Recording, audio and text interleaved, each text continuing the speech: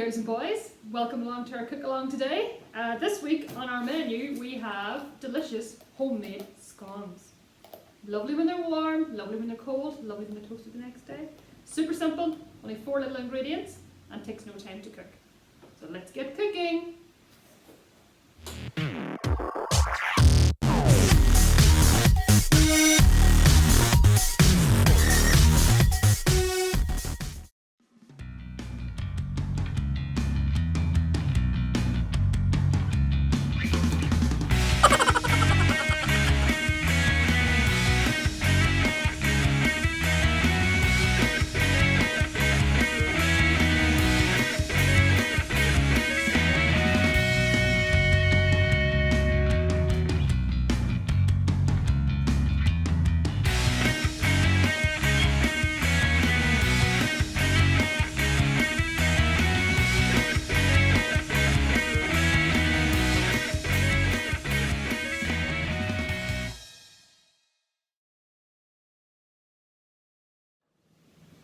The ingredients we're going to need for our scones today, we have 8 tablespoons of self-raising flour, we have 1 tablespoon of butter, 1 tablespoon of sugar, and 150 ml of milk. You don't have a measuring jug, it's about a half a mug of milk, that's all. A little bit more, a little bit less. You'll know when you're baking scones, if they're too dry you can add more or leave it less.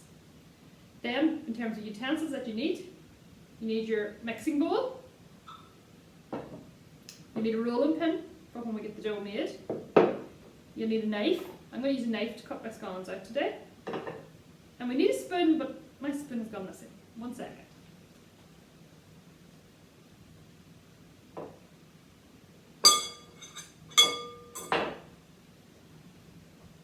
No. Sorry about that. Oh. That's strange. Nearly sure that wasn't there. Now I have 2 spoons. We only need 1.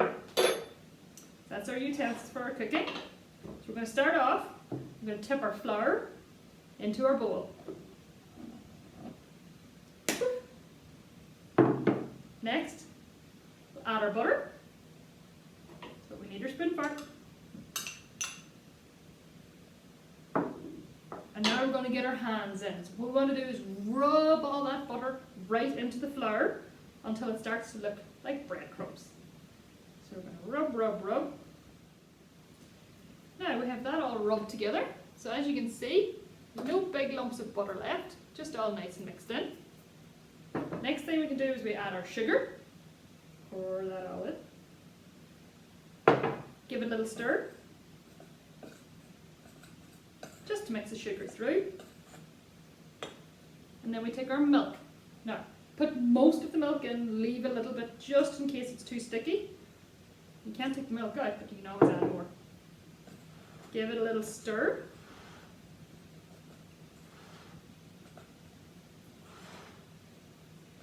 And it'll start to come together like this.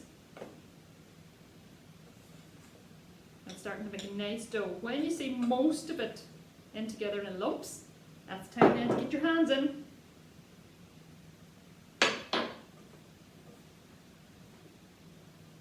Now, so as I'm rolling that, I can see I still have a lot of dry stuff at the bottom. So now I can add a little bit extra milk to soak that up. As I said at the start, I'm going to use my knife just to cut out. I'm not going to use scone cutters. It's fine, if you have little scone cutters you can use those. Now I've added a little bit too much milk, easy done. So I have sprinkled flour, over it goes. The flour seems to be getting everywhere today. I don't know what is going on. I had it all nice and neatly in the bag and sprinkles of flour everywhere. Crazy.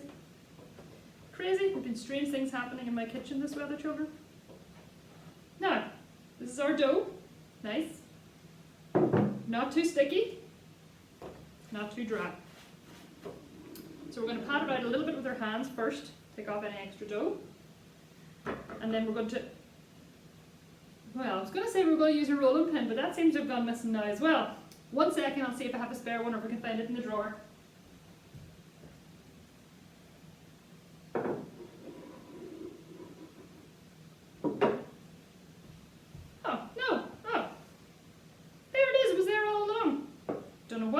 me today. Very strange. Take our rolling pin and we're just going to gently roll out our dough. If you don't have a rolling pin, I thought mine was missing, you can use your hands as well, it's fine. Now, a little bit of flour on top will help stop it sticking, and if it's sticking for your table, a little bit on your table too. Okay? So when you have your dough rolled out, about thickness of one of your fingers, maybe your thumb, right? Cut out your dough. Now if you're using cutters, you'll use in circles, triangles, whatever you like. I'm just going to cut them into triangular shapes with the knife. Cut out rows.